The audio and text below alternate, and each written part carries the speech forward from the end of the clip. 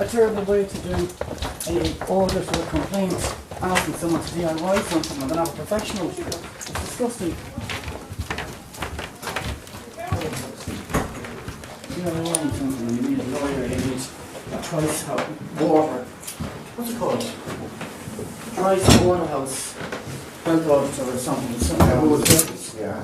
You expect a DIY solution and then you're blamed for substandard for something that's unfair for you to be asked to do. Anyhow, here goes. I sent you the mediation because I don't have a power advocate with me. Right. Because the last one I took with me didn't note take. Right. And she didn't note take. Mr. Gurvitt said previous to something I said years ago, one sentence out of context. We have to take this, and it's a joke. It's like the Maudsley. Seriously. Right. And it was an absolute joke. So it threatened me at the mediation meeting, but there wasn't a problem because the auditor, well not the auditor, whatever you call one of those people, the advocate couldn't advocate, but she could support it. Note taking, because she never note took. So I had my leg to stand on. Oh shit. Well, these are terrible. Do you mind if I do you want to record the meeting? Yeah, I have to. Yes.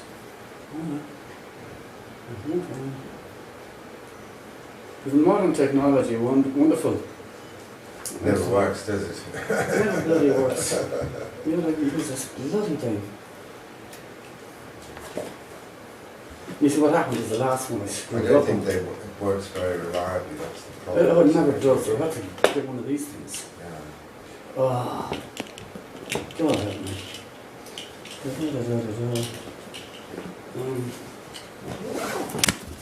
Oops. Yes, that's a sick rescue there. Hi, I don't think we have met. Oh, we will talk in a minute. Okay. I have to make sure that I get everything correct. My eyesight's not as good as it used to be. Okay. Let's see. Oh, that should work. So I do something like this, right? I leave that there. And then I put this here. It's supposed to work. Hopefully. Maybe, because it needs to be the three of us, it should be in the middle, something like that. Okay, the way it's done is very simple. It was unfair for you to do a breakdown, and what I said to you, it was very simple. So what you did on a basic report was, you shrunk something very simple. You used the sublime to the ridiculous, and you reduced something. You did a shrink on something very basic that didn't need to be shrunk. Right. So I shrunk your shrunk. You did a breakdown on what I said, and I broke down your breakdown, and now it can't be broken down any further.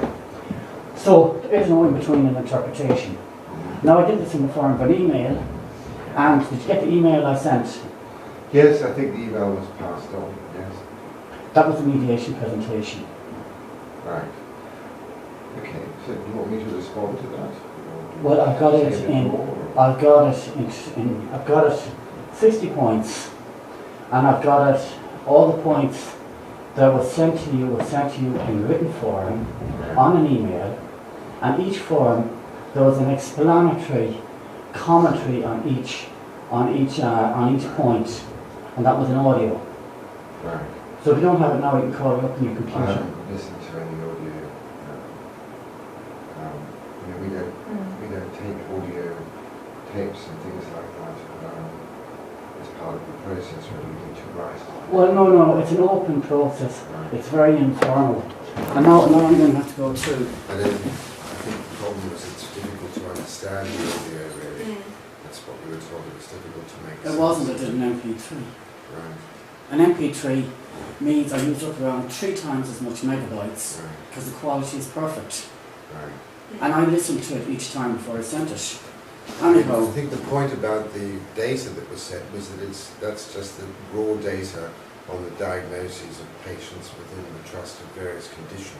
and what was the actual, where was the description come from? It comes from the computer.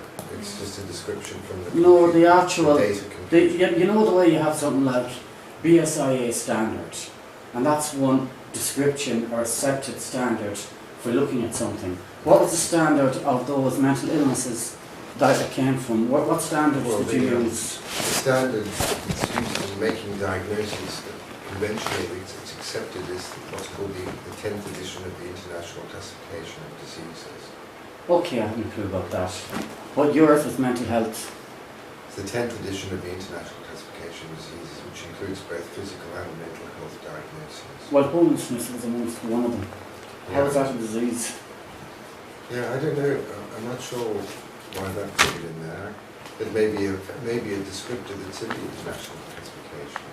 It may be just another factor that was included in the presentation in addition to the diagnoses. But it isn't really a medical diagnosis, as you're saying. It's Yeah, okay. Anyway, I'm looking now. I have to go to my paperwork because if you look on the email, you will get a written account on the email broken down into points of the criticisms I have of your response, and on top of that you'll have an audio commentary in each of those, and that was my presentation. I expected you to bring that here with you today, or to access it on Well, my I'm happy laptop. to respond to the concerns that you had. I mean, I am familiar with your concerns, so I mean, What I need is, perhaps for the me- whole idea of this meeting is to kind of try and resolve any outstanding issues. I don't think we're planning to change the report in any way. But Okay. maybe if we explain things more fully to you, it might make more sense to you. might make more sense to me. Okay, the only way I could get to this mediation from Susie Payne was if I did a written critique of your response. Now, the written critique I did of your response was too basic. I had to back up what I said, so I had to explain it. Right. So I put it forward an email, each bit in 5 parts. 5 points of critique, and then there'd be 5 audio files fully explaining each point. Right. Did you listen to the audio? No, I didn't get the audios. I only got the email. You didn't get the audio? Yeah. I sent by chance, I guessed your email account, because Susie Payne is susiepayne.WLMHT, so I just put in anthonyjolly.WLMHT. It's not my account. Well, I know, it was worth a try. Anyway, I told Susie Payne to forward it to you, and I believe she did. I didn't get a whole series of audios. Did you get audios? No. We got the written concerns, but audios we haven't got. Okay, I need to know various things. This is a load of nonsense. I'm going to have to read through this thing now and be stupid. And Dr. Karashi, let's see, is this the right one? This is terrible. What's the monthly report? Oh, it's bloody terrible. How do you live with all these reports? Here's one.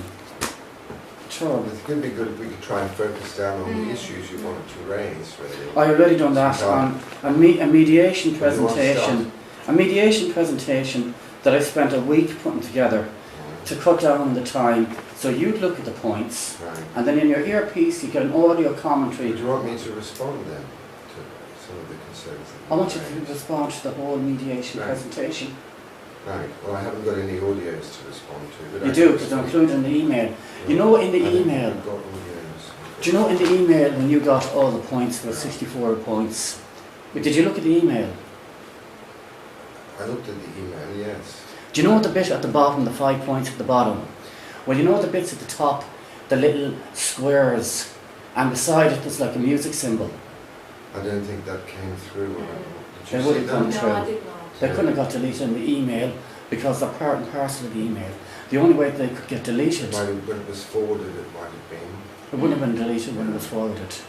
Well, I don't recall that. Okay, can I use that computer there? No, I didn't. We can't really do that at the moment. I haven't got my card to get access to it at the moment. Just because you're a professor and you can't, you're, What we can do is go through your concerns. you're a professor who knows better than the Maudsley, and now all of a sudden you came down in the last shower. Okay. It's called being stupid to be smart. That's what crooks usually do. I mean, presumably you've got concerns you want to raise. Maybe if I could respond to the concerns that you raised, and we could have some kind of dialogue about things. Because I know you were concerned about the dual diagnosis, about having two diagnoses, for example. Yeah, there is no dual diagnosis. There is one diagnosis, there's Maudsley. I would like for you to explain to me how you're not happy with the Maudsley. Well, the Maudsley only met you once, I think, didn't they? Or they didn't for one, and I think the doctors that have been looking after you here have been looking after you for many years, and they had access to all your medical records. The Maudsley Hospital seems to have made a decision based upon, one contact with you, plus talking with a worker who said that you never experienced any hallucinations, which was actually incorrect. So I think they jumped to a conclusion rather too hastily. That's what we think. Okay, I have a number of them. Okay. Then, unfortunately, the Maudsley Hospital made their decision about your diagnosis without any access to any records. There's various things around there. I did this all on my presentation.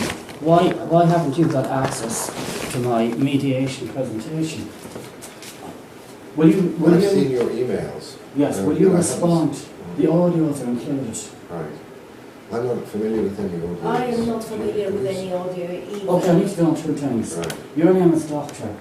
You're 60. You've been working here for 40 years. You've been working here since 1983, correct? 1980, No? 80, I think. 1980. Right. That's not 43 years. What is that? That's 33 years. And you had around 10 years experience before you got your toolbox. No, that was all of my experience, really, including, I was a trainee here, so... Oh, you were a trainee here as well? I thought you trained up to the age of 30 and then you walked into a hospital or something. Yeah, well, it can be... I'm mixing it up. Start working in hospitals a bit younger than that, really, in their 20s. Okay. But So maybe we could, it seems to me that the issues... how can we never see you? Do you diagnose patients that come in here and you? Yes, we do, yes. Yeah, but you singular. Yes. You do it singularly. Yes. Sometimes, yes. Sometimes, okay. What do you do at the moment? At the moment, what is your job title? I work in two teams. One is the early intervention in psychosis team, and the other one is the Hammersmith and Fulham assessment team. So in the assessment team, I do general psychiatric assessments. Okay. And in the first episode psychosis team, we deal with new cases of psychotic illnesses. Okay, when you do the psychosis teams, did you set up these teams? I did, yes. So that means that you're an overall policy maker. Well, in small measure, yes, you could say that. Okay, so you set up the policy. Okay, so you're a policy maker, which means the criticism of policy is something you have to deal with. Okay, I still can't find anything I'm looking for. This is absolutely terrible. I came in here with a written mediation and a... Where is it then? It's on the computer, but I can access You it. didn't come in with it, if it's on the computer. Well, I came in with it, I came in with it sent to you, Right. or whatever. It doesn't I don't know whether it might be sensible to maybe, make another time with... No, it isn't. We can see if we can find I want to get these this mediation audios. out. We can make it another time and Oh, see yeah, if we can I'll find do these audios. I can send it to you later on today. Right. Is there any point of having any discussion today about the diagnosis? There is a big point. What is your name? My name? Comfy or something. Sorry, I'm Sophia Plumaki. I'm the acting service manager here in Hammersmith and Fulham. Okay, when you're here now, you're here as part of this complaint. And dealing Well, with I'm the part of complaint. the mediation process. Yeah. I've been asked to attend. So I have to this attend in meeting. front of the panel. So you're not here to analyse me in any way. It's not part No, of any it's not, treatment or it's anything. not part of No, the it's treatment, just is really it? to deal with your concerns, really. Because, you know, raise concerns about the report, so it was a chance for you to kind of describe them and discuss, That's and for right. us to respond to the concerns that you raised. And the concerns that, as I understood it, were to do with your unhappiness about the, you know, us making a diagnosis of schizophrenia as well as one of Asperger's syndrome. And also you had some concerns particularly about the data that was produced from the computer, that it underrepresented the number of people that might potentially have a diagnosis of Asperger's syndrome in Hammersmith and Fulham. Now I'll tell you what happened. I think the person who gave you the statistics gave you the wrong statistics. And the reason I think that, oh Jesus, it's very, very simple. The reason I think it is there are only 40 cases or 60 cases of autism for the whole of this part of London. Now this part of London is... Well, I'm sure there are many more, but they're the only ones known to the Trust. They're the ones that are known to the Trust.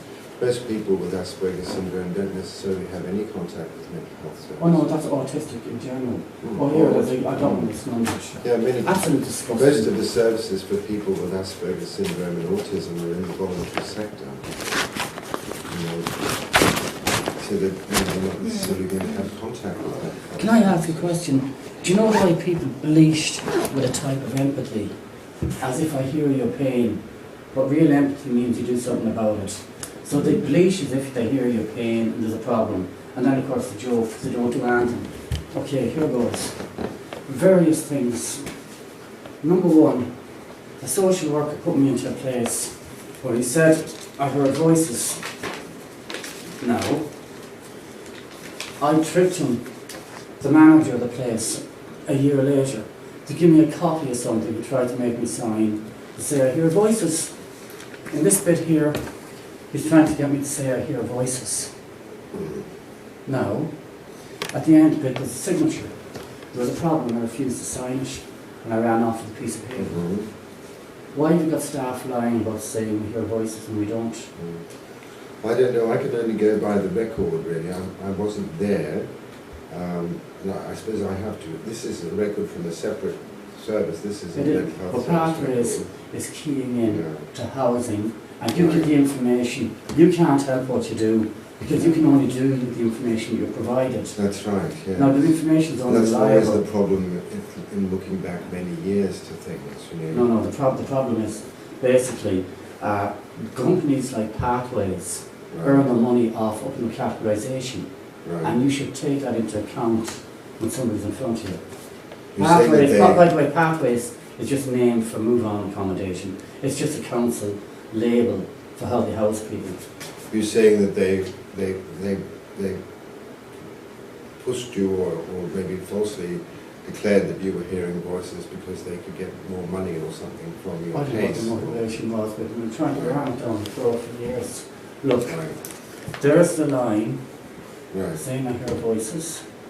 This bit You've here, written look. there you didn't hear it. Yes. Yeah. And there's a nonsense here about buying a bike. And he said it was to sign a receipt. Right. And at the very end,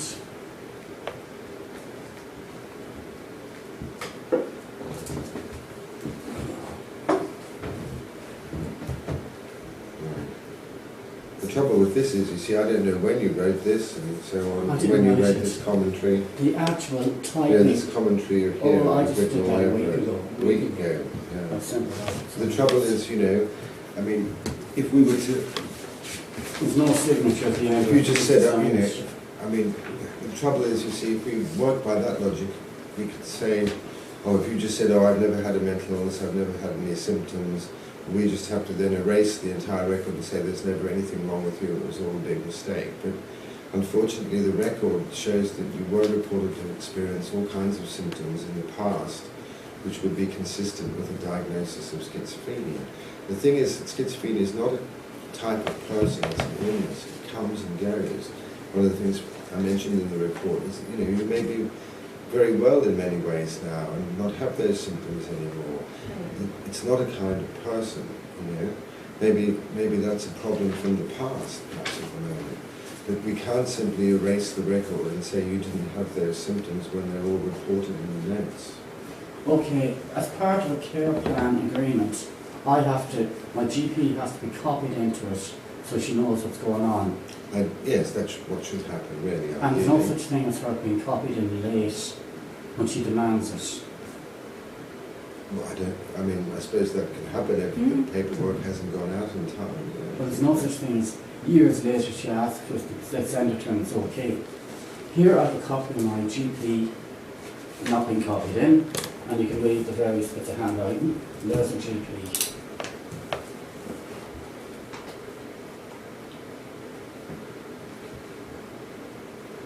That's an illegal care plan agreement.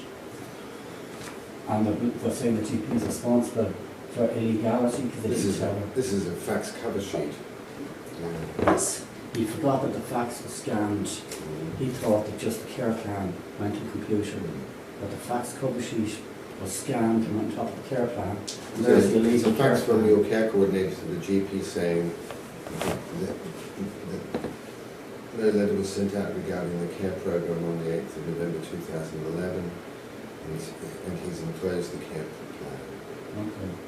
That's what it's a fax cover sheet. Yeah. Okay. What he's done is everything that they were doing wrong, I couldn't prove to my GP they were doing wrong because they had to tell the GP what they were doing, and they weren't sending the GP a copy. So I got the GP to get a copy of my care plan. You should have got a copy directly, really. I never did. Right. And that's all covered there. You can read all this nonsense if you want. There's stuff that's in green writing. That's a care plan here now, so... It's an illegal care plan. Right. Because Dr. Qureshi said I heard voices in, 2010, September, and Nicola Wakeham was there, and she can verify I never said I heard voices. And a copy of that care plan session or meeting with my doctor would go to my GP. She never sent a copy because it was a lie. The care plan doesn't really consist of details. The care plan doesn't really consist of details of symptoms, really. It's not the right document for that. Care plans really are there for detailing the interventions that are being made by the service. So they were not necessarily going to contain information at all about symptoms of psychosis or otherwise, really. Okay. And there aren't any descriptions of any such symptoms here. It's really what the care plan talks about is the interventions that are being provided to you by the service. And that's listing them here, really. And who's responsible and what the hopes are that might be achieved from those interventions. Anyhow, these care plan agreements that we go to periodically aren't simply interventions. We have to be there periodically, and we have to do it by law.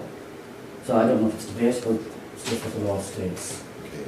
Not all the other nonsense. And number 3, you got this in the form of a spreadsheet. Now,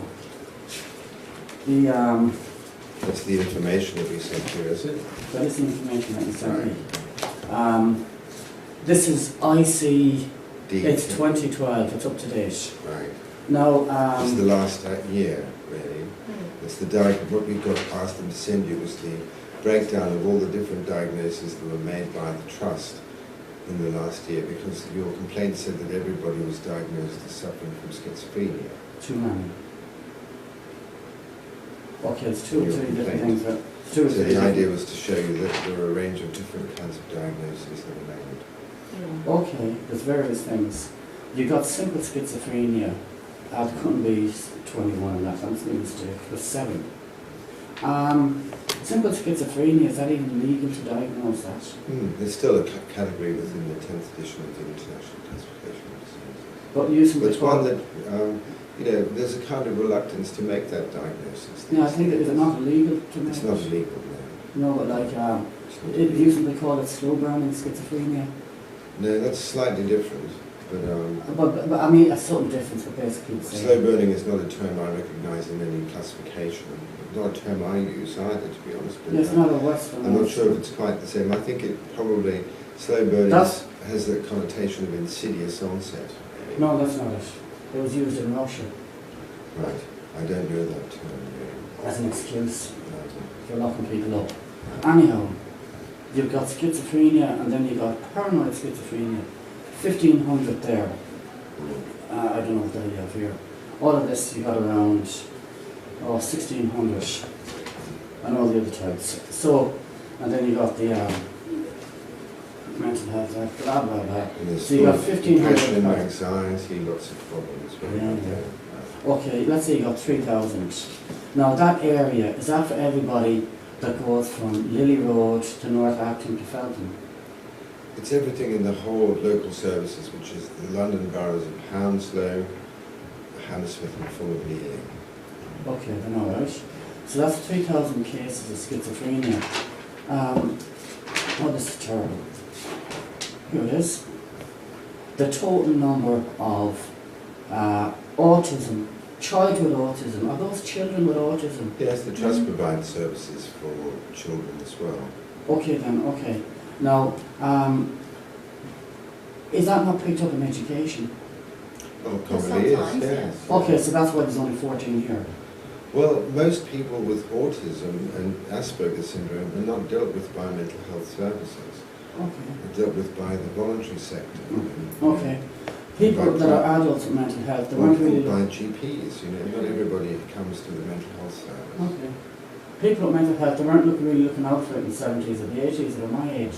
Yeah, that's true, and it's certainly true that people are more aware of the possibility of a diagnosis of Asperger's syndrome now than they were maybe even 10 years ago. It's not Asperger's, it's autism in general. Autism in general, There's atypical yes, autism, that's there's quite safe. Asperger's, there's childhood, and all the rest of it.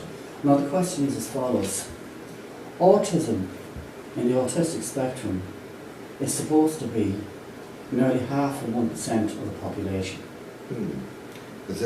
All you're seeing there is the cases that the Trust's seeing. I'm not saying that's not a reliable indicator of the population prevalence of those conditions. That's all that the Trust sees. Now, in the adult population, schizophrenia is slightly less. There's 3,000 cases of schizophrenia, and there's only around 40 cases of autism. Yeah, that's because the main business of the Trust is dealing with major mental illnesses like schizophrenia and bipolar disorder and depression and so on. Autism and Asperger's syndrome and so on, and things that mostly the voluntary sector provides support with. Most of the services, because they're not really seen as mental illness. I mean, Asperger's syndrome isn't a mental illness; it's a developmental disorder, really. Okay, so if you got people... I know it's classified in the international classifications. It's seen as a developmental problem, and it's not something that the Trust has a big role in providing for. And most of the provision for things like autism and Asperger's syndrome is in fact in social services and local, in the voluntary sector and so on. For example, there's an Asperger's service. An autism Asperger's service available at in Ladbroke Grove, which is a voluntary sector organisation, which the people that have get referred to for support regarding their Now, would that not be counted under WLMHT? Yeah, because it's a voluntary organisation. It's a voluntary organisation. I'm with the It's National... not part of the National Health Service. Okay. But it's not. It doesn't cost to be involved. It's a voluntary organisation. It's supported by a range of bodies. It's a free service. It's not something that they charge for. Okay, so if you're looking out for autism in adulthood, and you've been doing it for the last 20 years, how come you got 3,000 paranoid schizophrenia and you've only got 30 autism? That's because most people with autism, as I say, don't come to mental health services. They come. They go through their GPs. They use voluntary sector organisations for services. Do you think it's possible that people with schizophrenia, seen as diagnosed with schizophrenia, could be diagnosed with schizophrenia when they actually have autism, considering that a single diagnosis There of is autism? a possibility of that, yes. I If don't that's doubt a possibility, that. And I'm sure mistakes have been made. if that's a possibility, Principally in relation to the diagnosis of what's called simple schizophrenia, where there are not, the kind of phenomena that one sees in the other kinds of schizophrenia, where the diagnosis is a bit softer, if you like. And you were saying about, isn't this diagnosis of schizophrenia illegal? Well, it is a diagnosis that we slightly frown upon and we discourage, really, because the evidence base for making a diagnosis of that type is limited. You have to make very subjective kind of judgments and so on. You don't see the hard phenomena of psychosis. And I'm sure that there are quite a few people who've got labels of simple schizophrenia who may have had Asperger's syndrome or other kinds of autism, who may still even today, maybe. But I think in your case there seem to be other kinds of symptoms as well, which are a bit more hard-edged type symptoms, which do warrant the diagnosis of schizophrenia. And as I say, it's not a permanent condition or a kind of person. We're talking about an illness which can come and go. So because you had those kinds of symptoms in the past doesn't mean you have them now. But we can't just simply wipe out the past and say that it didn't happen, because the symptoms are not occurring now. Okay. You made it based on admission number 1 to the hospital. How come admission number 1 is missing? The summary is not missing. I think the admission, the first admission to a hospital was when the hospital had paper notes, didn't have a computerized notes. And I asked the people to find the paper notes, and they couldn't find the paper notes. So we had to go, they couldn't find all of them. They found some of the paper notes. They found the community paper notes, but not the inpatient paper notes. And so we had to rely on the summary of that admission, of the admissions that was in the paper, in the community paper notes. But those summaries explain, the process of what happened when you were in hospital, the symptoms that you experienced at the time, and so on. Oh, okay, it's all very interesting. What I'd really like to know is the actual mediation. For me to be here, I just can't come here on a limb and start mouthing off to you like this. I have to give you a mediation presentation with commentary on the mediation presentation. Now, I've done that all in advance, and I put a lot of work into it, and I thought it was unfair for me to have to do that.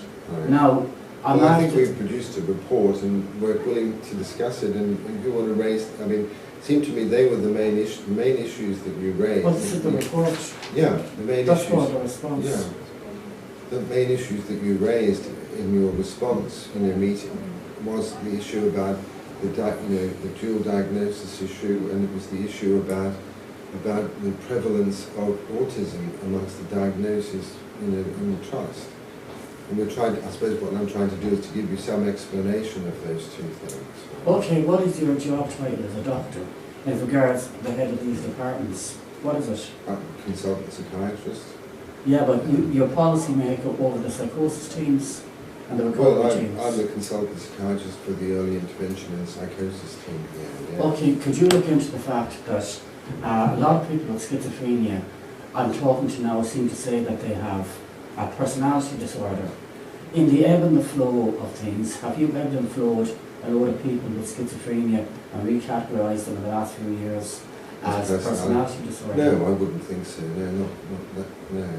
No, and so in order to prove that, I need these stats in the spreadsheet to go back 10 years. These are all questions that I think are extraneous to your treatment. It is. I've only got 20 minutes left. And so I'm doing it. I'm letting you talk all the talk.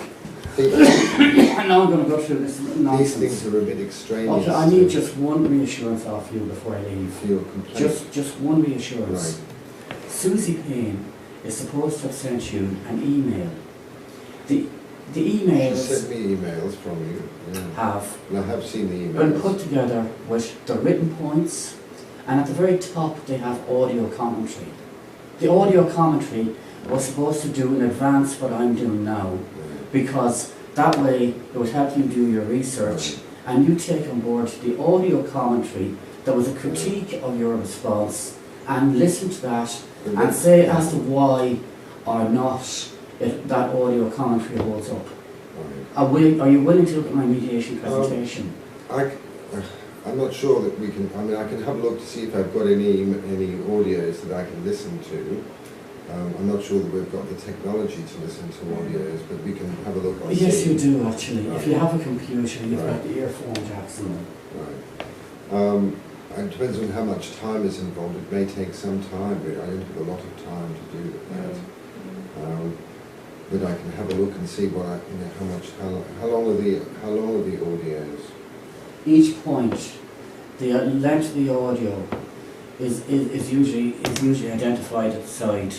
I don't know. So it's 25 megabytes. Is something like 15 minutes. All right. Well, that's not bad. Yeah. Yeah. But yeah, I suppose I'm not sure we're going to get any further than we have today. Though. Okay, we'll go through the points there. Okay, yeah. Point number 1, second hospital admission. Why is the first hospital admission missing? I don't. Well, there is report and record of that admission. There's no. I couldn't see a summary of that admission.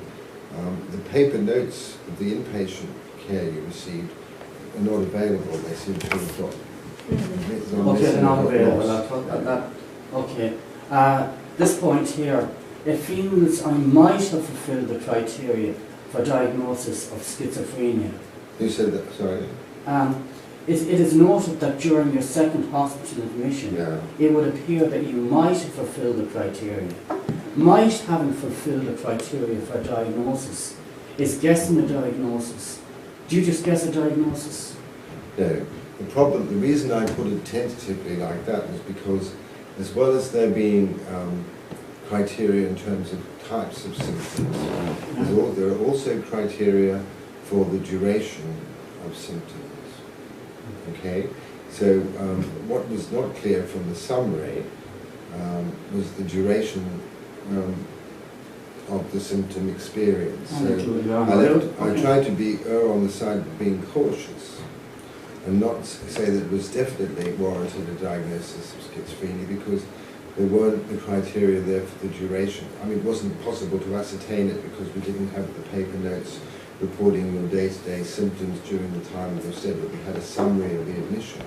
And there was at no point during the summary did it state how long you had the symptoms for, how long they were there for a week, a day, a month, that sort of thing. So that's why we left it very tentative. Okay.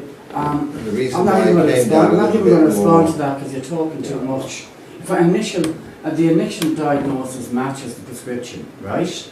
The same prescription I was on for nearly 10 years from the initial diagnosis. Now that prescription was for schizophrenia. So if that was from day 1 of an initial diagnosis on first admission, entirely reasonable diagnosis. It means that initially they had me down as schizophrenic. They didn't initially, no. They just gave me a prescription. They put schizotypal personality initially, didn't they? I think it says that in the report. I don't know. He said schizotypal personality. You said it was missing. Problem. Okay. That's what the discussion in the summary states, that the earlier diagnosis was one of schizotypal personality, and then they changed the view to one of you having a diagnosis of schizophrenia on the basis of how they saw things when you were in hospital. Okay.